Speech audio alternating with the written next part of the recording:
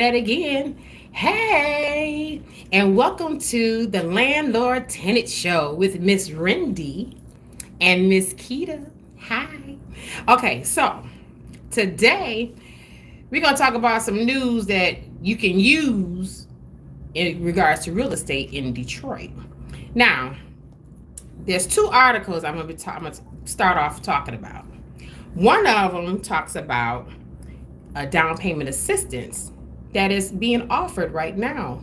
So if you're looking for a home and you're a renter, you might want to consider. They are giving out money. It's supposed to be $25,000 in down payment assistance.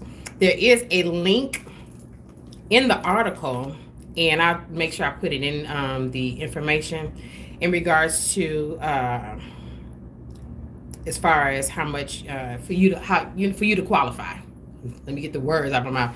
I'm struggling. Just a second, just a little bit. But anyway, yeah. So anyway, there's down payment assistance for anybody who wants to own a home. Apparently, they're doing some incentive in order to create more homeowners. That's one piece. Another article I saw was Black Detroiters are fleeing Detroit, are fleeing at an alarming rate. And there's so many statistics that is involved with that. I thought that would be kind of an interesting conversation as to why that is happening. So let me start. So in regards to the down payment assistance, like I said, I will post it. They say they said right now to qualify, applicants must meet the following income and occupancy requirements. A one-person household has to make at least 43,000. Two-person household, 59. Three-person household, 74,000. Four-person household is 90. Five-person household, 105,000. Six-person household, 120. So on and so forth. Now, households making less than the posted annual incomes can apply for down payment assistance up to 25,000. The funds came from a $6 million allocation courtesy of President Biden's American Rescue Plan. Now, they say home ownership has been a bedrock of financial stability and wealth generation for American families. Provisions within the tax code include the mortgage interest deduction, which are among the incentives driving individuals and families to own rather than rent. Real estate prices and down payment requirements preclude many from ever considering such a purchase. Programs which facilitate the process are indeed a blessing.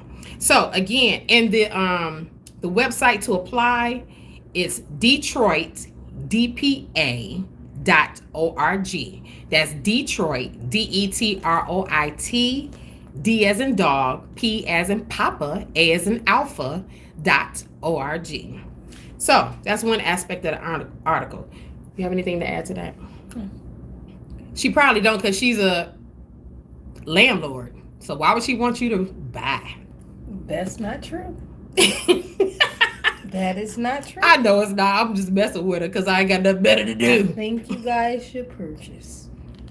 It'd be a good thing to purchase. Again, everybody either can't handle the responsibility or don't want it at all. So, Yeah, and it's like people that would rather lease a car than buy a car. And you know what I realized? It's because somebody else is fixing your stuff. Like, you don't have the responsibility. Yeah, if the toilet stop up. Right. I'm not going to the yellow pages. I'm going to call Miss A. Like, hey, something's wrong with the toilet. I don't know what it is. Wow. Do we ever... Let me send a plumber out there. So, you would rather rent or lease and never own? Yeah. But real estate is like... Listen, I had tenants feel insulted. Really? Because I was trying to get them to buy. Are you serious? Like, you don't want me as a tenant? Like, no. I love you as a tenant, but I also see that you have children. And home ownership can help you in the long run.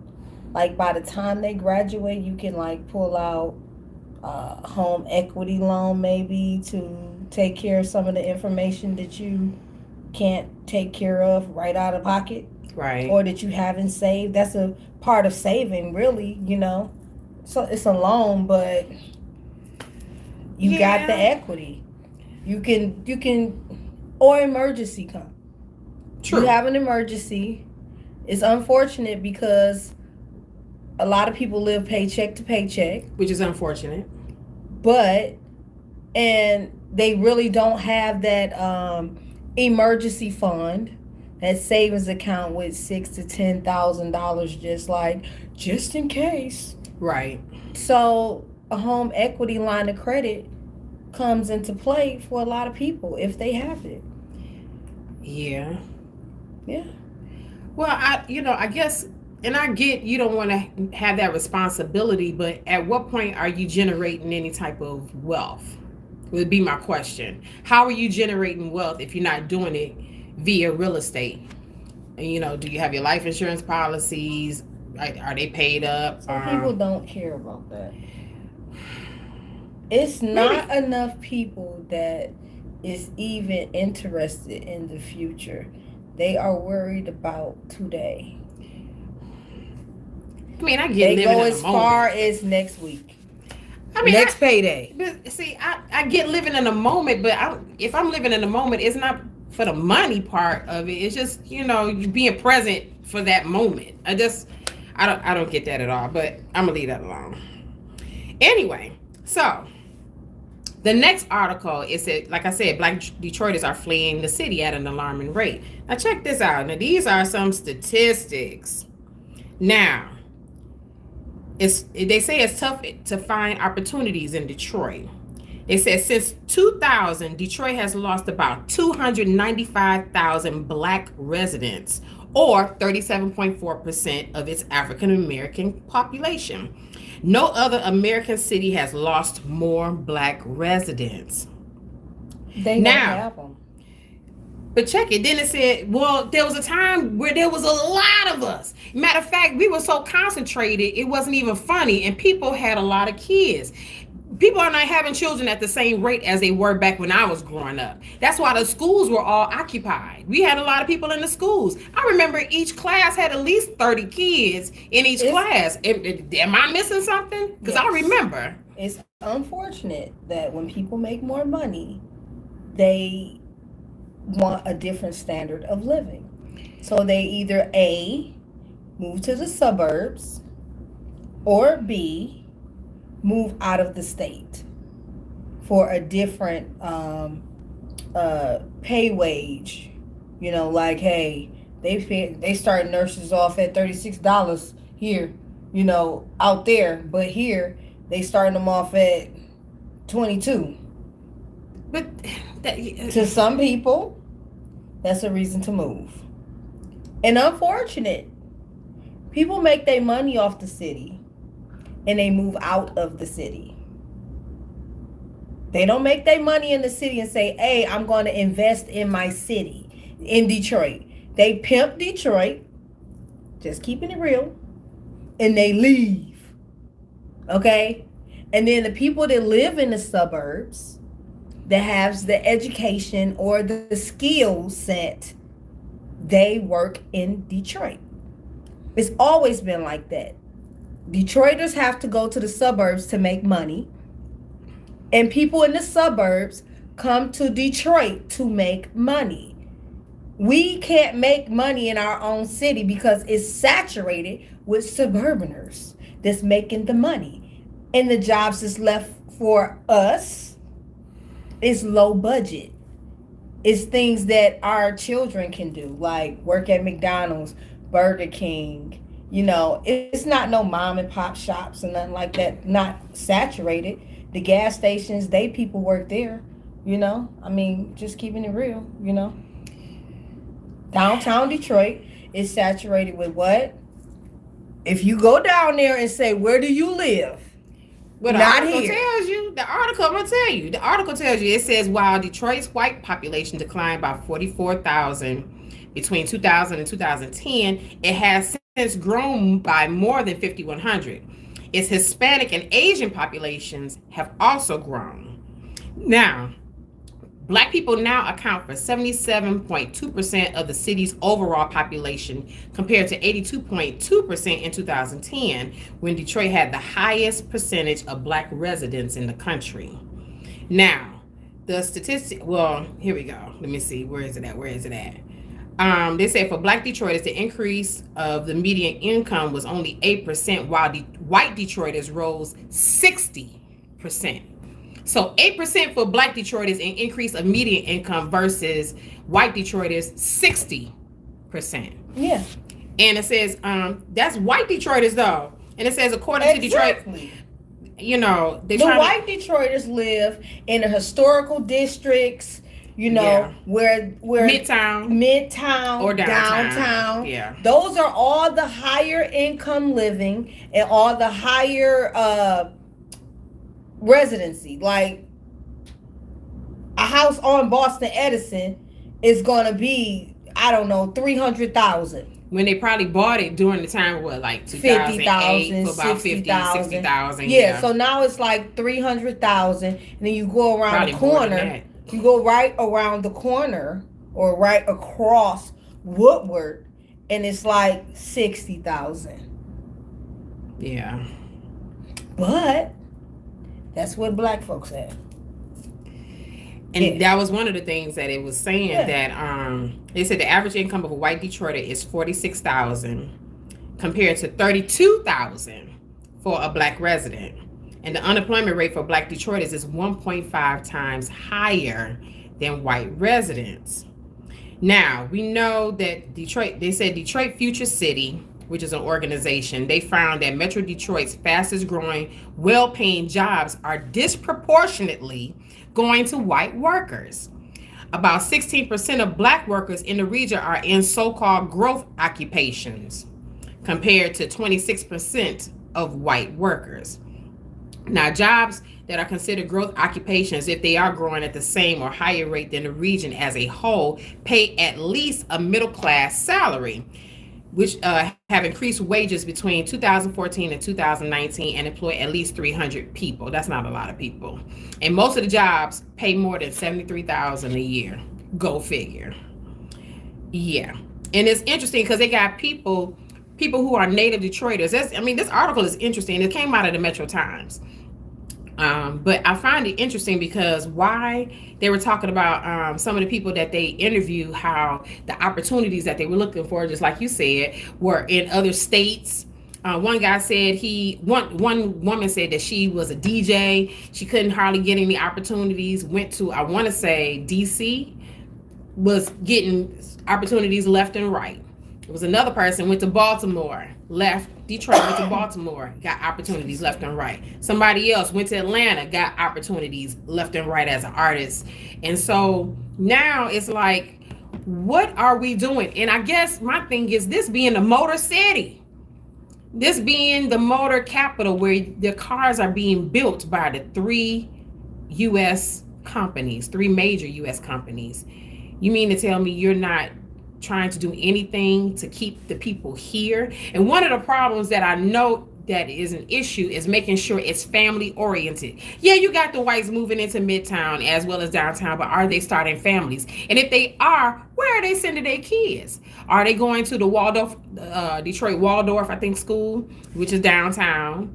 And you have to, that's tuition based, if I'm not mistaken. And then there's a couple of other schools that you could possibly get into. They're definitely not going in your neighborhood. No, but it's hardly any neighborhood schools open because people are not having kids at the same rate. Yeah. So a lot of those schools are empty or they're charter schools. And a lot of the charter schools are not being occupied, as well as the public schools are not being occupied at the same rate as anything else. Hey!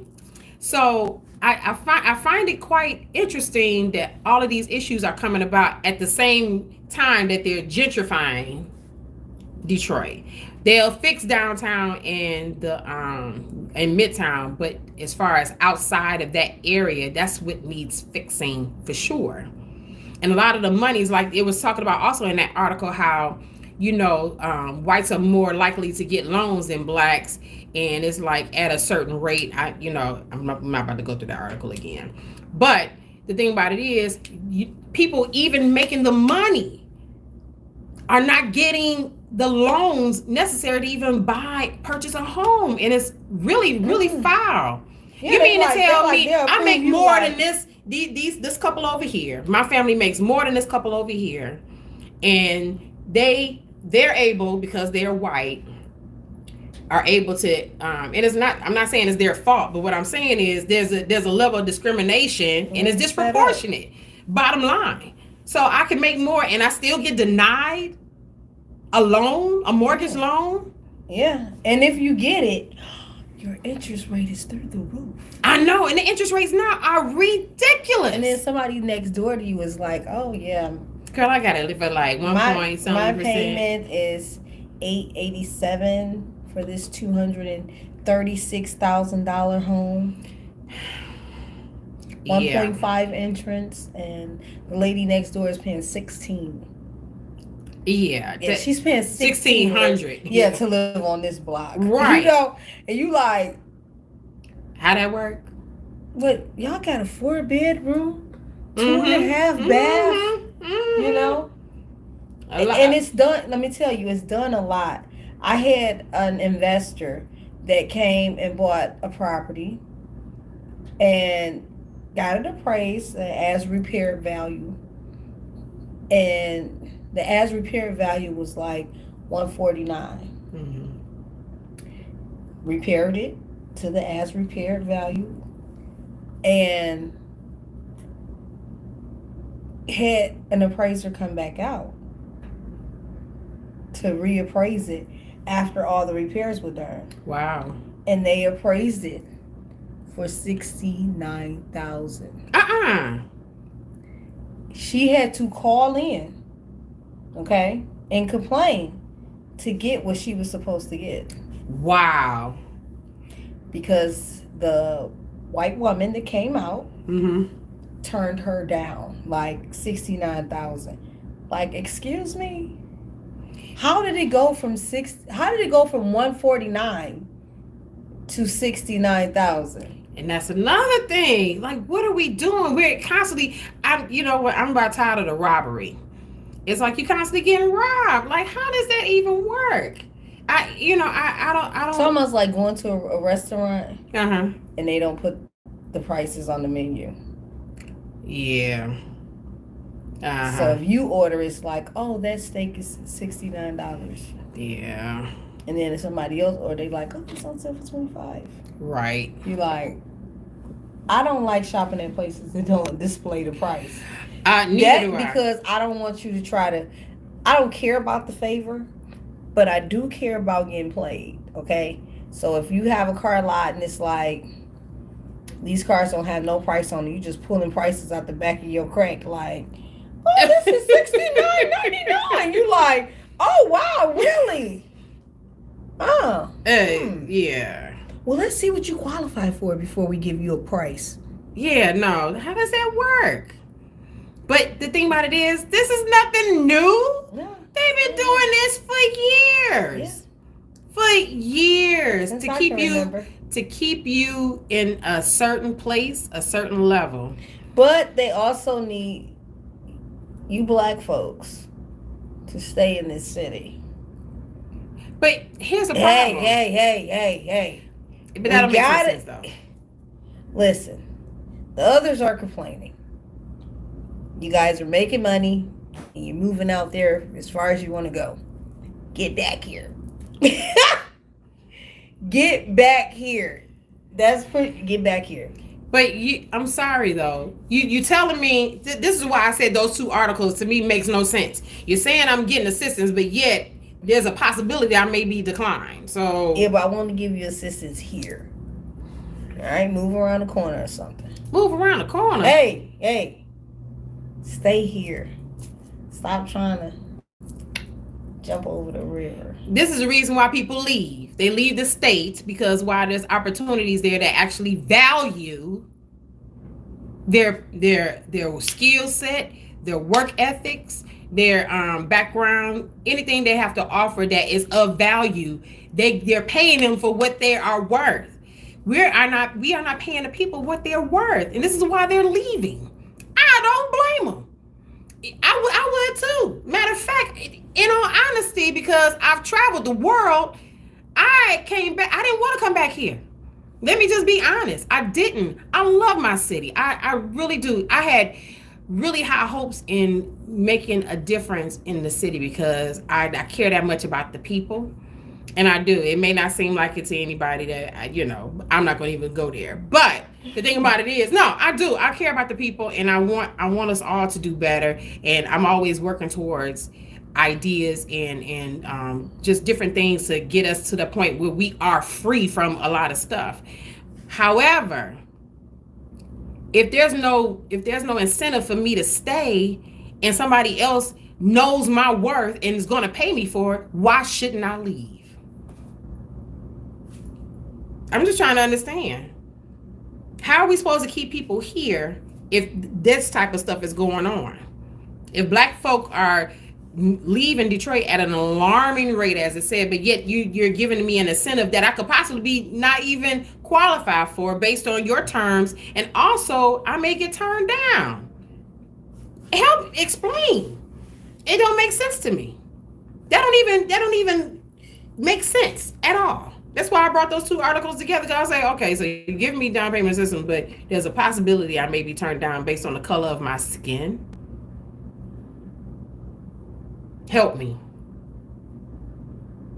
She just gave me the side eye. I mean, I guess I don't know what to do with that information. What do? You did what you were supposed to do with it. You shared it. I shared the information, but I'm kind of upset. She don't give me that look. You're like, But I'm saying, I'm telling you, I am not. I have an issue with statistics. I do too. I'll be honest with that, because statistics can be used against you. That's true. It can be a booby trap. Like, let's say, for instance, I say, oh, blacks are moving out of the city at an alarming rate. And then the majority is going to say, oh, yeah, we need to get out of here. And then the others are going to say, got him. So once you leave, you ain't coming back. You ain't going to be able to afford to come back. And that's what's happening now. Oh, he said crime is the reason why people are leaving. I agree with that to some extent. You know what's funny about that? Uh-oh. Okay. What's funny about that is crime is everywhere. It's just broadcast in the city. And you have to really pay attention to when they talk about the crime. When they say in Metro Detroit, they're not talking about Detroit. That's the smoke screen. Yeah. Okay. They're talking about the suburbs. It happened in, out there. So only when they say 7 Mile or the west side of Detroit or the east side of Detroit, it's a lot of crime that get unreported. That's not reported. Yeah. For safety purposes, because we don't want the neighbors to feel unsafe. So we're not going to mention that in the news. Okay, but in Detroit, it's all the way live. We like, hey, yeah, they done shot up the school. It was a lot of them. People was running everywhere. In the suburbs, they're gonna be like, it was an isolated. How is a shooting isolated? Yeah, I don't get that either. No. I can see panic right here. I can see it. I can see you guys running around scared, going crazy, It's not reported. And if it is, you have to read about it. That's true. You have to read about it. So when it comes down to statistics, I'd be like, ooh, I can't run with that. Because you running around here asking random people that half of them are, yeah. questions, that they really have no idea. They just excited to be asked, like, so do you think your neighbors are black or brown? Black. It was a black man, Yeah. He on a black shirt. Did he? Was he really black or was he Mexican? Or Hispanic. Yeah, Hispanic. Yeah. You know, It's funny you say that because if you pay attention to the news, I don't watch the news. Just let me be clear. Only if somebody else is watching it. But for the most part, usually when it's someone of color, they're quick to put their face on the screen and anything else. But when it's someone else, you don't see that face. No. There's no identity revealed. We're still investigating. Yeah, there's no identity revealed, although they may have that person in custody, locked up, or whatever the case may be. But you're not going to find out the identity until probably a few days later. And then that little segment is only going to be about 20 seconds, if that long. Quick. And it's gonna be quick. Hurry up, don't elaborate on it. All right, here's the picture. All right, good. It's gone away. And it's like that real quick. And then all of a sudden you're like, wait a minute, didn't they show what was that person? Listen, I didn't get it until I was working in the suburbs. And on your break you're gonna read the paper. I gotta read y'all paper. Can't read Detroit paper out there. It wasn't out there. So I'm reading all these little city papers like, oh my goodness. Like, I'm looking around like Candyland is not Candyland. It's crazy out here. Like, I mean, like if you read your paper, it's like, are you safe? Thank you, Detroit, for broadcasting the crime, so because a lot of us don't read. So you gotta put it in our face. You gotta be like TV. On the east side yesterday, they robbed some folks. Be careful on Chalmers. She said be careful when you come up on 94. Don't go left, go right. Something was happening over there. But in the suburbs, it's like in the paper. You like, oh wow, on Cherry stuff. What? Oh yeah, the little local newspapers. Yeah, he did what to his wife and kids? So I don't believe that. My grandparents used to be like, "Oh baby, we worry so much about y'all out there in Detroit. We be watching the news, and it's just always some terrible stuff happening." There we go. And I'm like, Grandma, we're fine. Right. I mean, like, thank you, Lord, that we've never been robbed or raped or, nobody shot up our block or jumped through the window or nothing like that. It happens, but I'm kind of still living in Candyland. I ain't never seen nothing like that happen before. Which is why I'm 43. I've been here 40 something years, at least 40 years, I did live out of state for a minute, but for 90% of the time I was here. And we ain't never had no break-ins or nothing like that. We done seen some stuff on the news, but where the hell y'all living at with all that going on? But see, here's the thing. That's her story. Now, I have a couple of stories. Now, when I was living, this is before I graduated high school. So, there was some situations where the tires got stolen. Really? Yeah. We had car? Girl, check this out. One time, this is when Bill Barnes was on Channel 7. And I be doggone, we were watching Boys in the Hood. And everybody know about that Barton cable because everybody had the video jukebox or whatever. So we watching it, and on Boys in the Hood, it was all these helicopters that you always hear in them. But for some reason, this particular helicopter sounded a little close by. So I was like, wait a minute, is that outside? So we go outside and come to find out there was a shooting that had just happened down the street. So a bunch of us ran down the street, and I be doggone Bill Barnes interviewing, and let's hear what the people got to say. Do you know everybody did like an about face and did not want their face on no kind of camera, and I was included. It was like, nobody know nothing. I gotta live here. Right. I'm right down the street. I can't sit up here and get my face exposed. So those are the kind of things that happen, and it was like not long afterwards, I believe, that's when my mom had made a decision to move out to Southfield. And that's when they were finishing up 696. It was interesting during that particular time, but her job was out in Southfield. But she moved like 2 months before I graduated high school. So I had to figure out the bus in the suburbs. Ugh. But anyway, that's one situation. When I was married, we used to live off of 8 Mile and Kelly. And somebody broke into our house through our children's bedroom. And there was our safe was thrown out. They were trying to break the safe. It was just things that was going on. Called the cops. They did not come. Waited 2 hours. They did not come. Mind you, they were just down the street on Gratiot. So I was like, you mean to tell them I got to go down the street on Gratiot in order to... Now, if you was in the suburbs, they'd have been like, dang. But see, that's part of the thing. That's part of the reason is the services. The services are important. So I get why somebody put in the chat that, you know, the crime is the problem. It's not necessarily the crime. It's the services. Because the crime is going to happen. So I'm not denying the crime that's in the suburbs, because I'm going to tell you, in other areas, it's always reported stranger danger. We are the largest city in Michigan.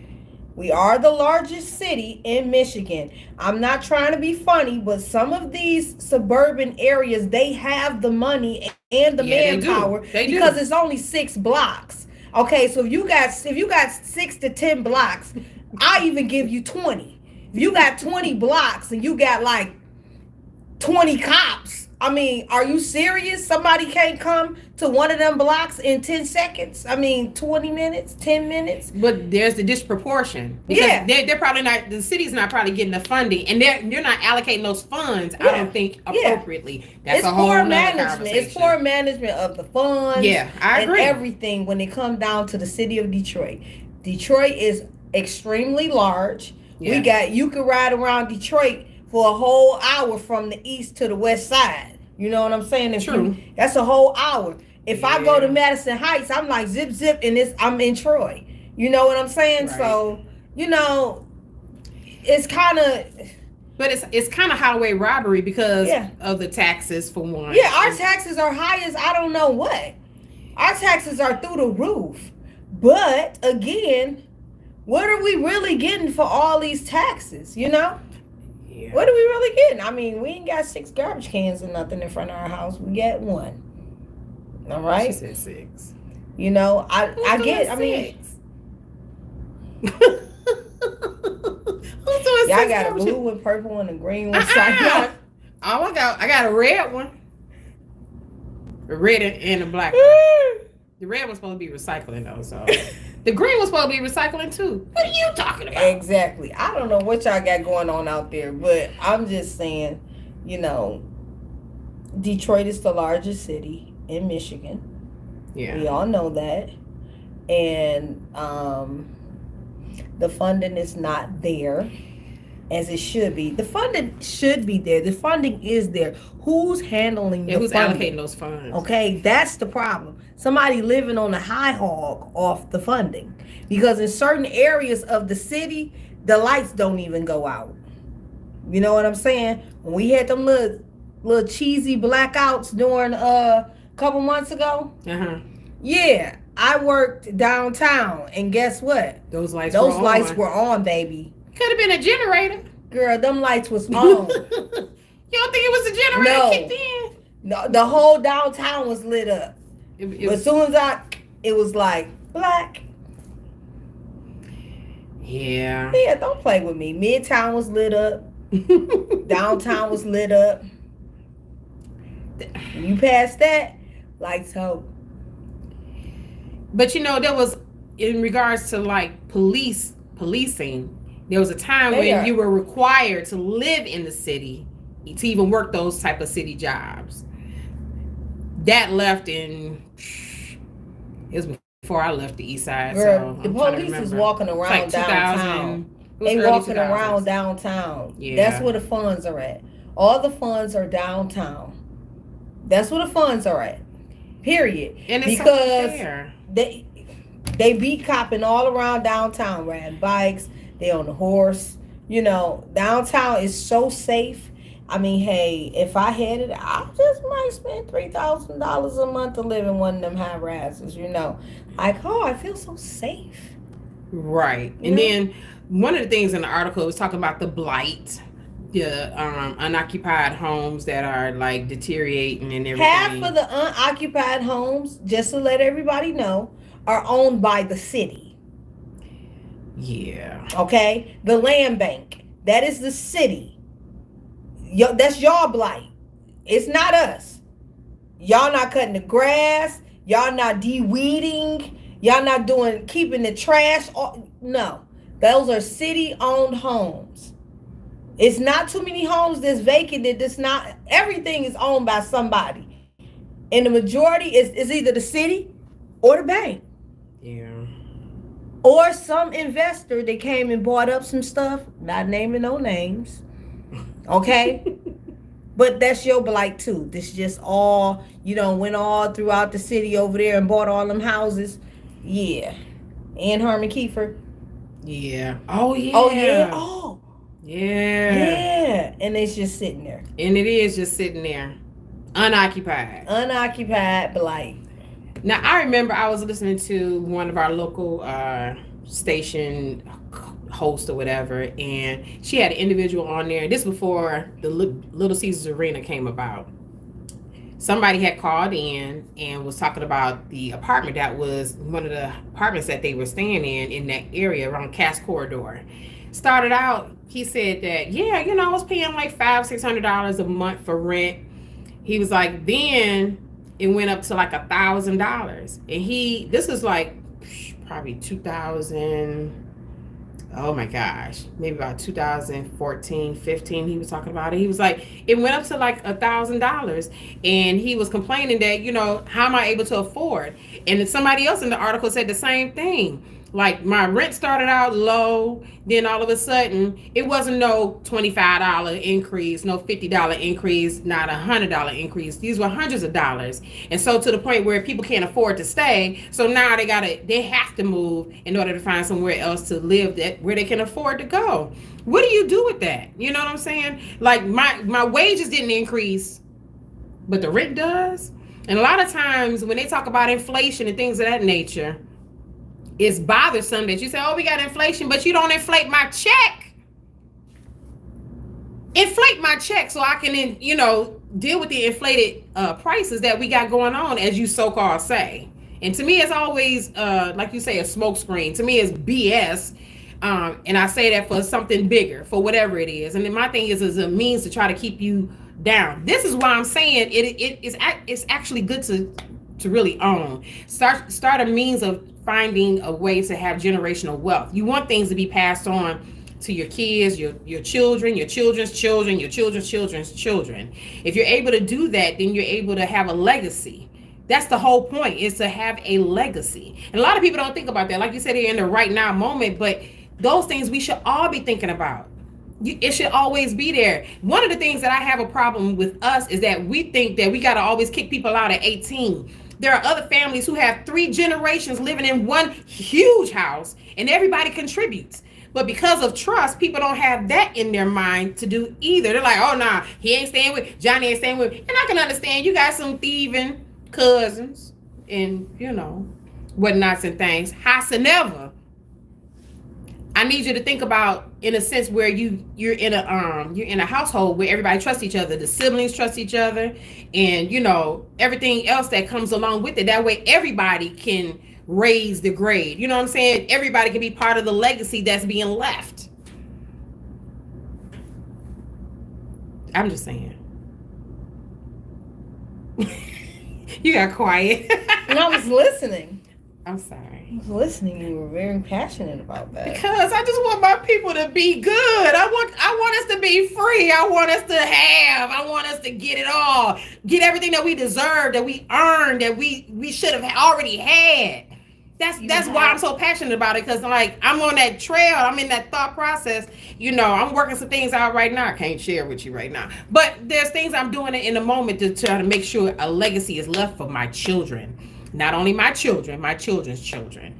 And, it's not coming as fast as I would like it. But then again, some things need to be taken time. So all I's are dotted, all T's are crossed. And there's nothing left for anybody to say, hey, I'm about to snatch this from you. That's where I'm at.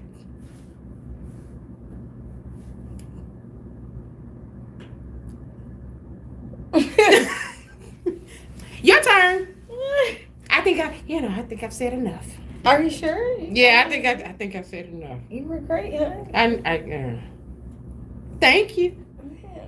Very informative and passionate. Yeah, I know. You I know, just want my people to be okay. That's all. we have to all want it.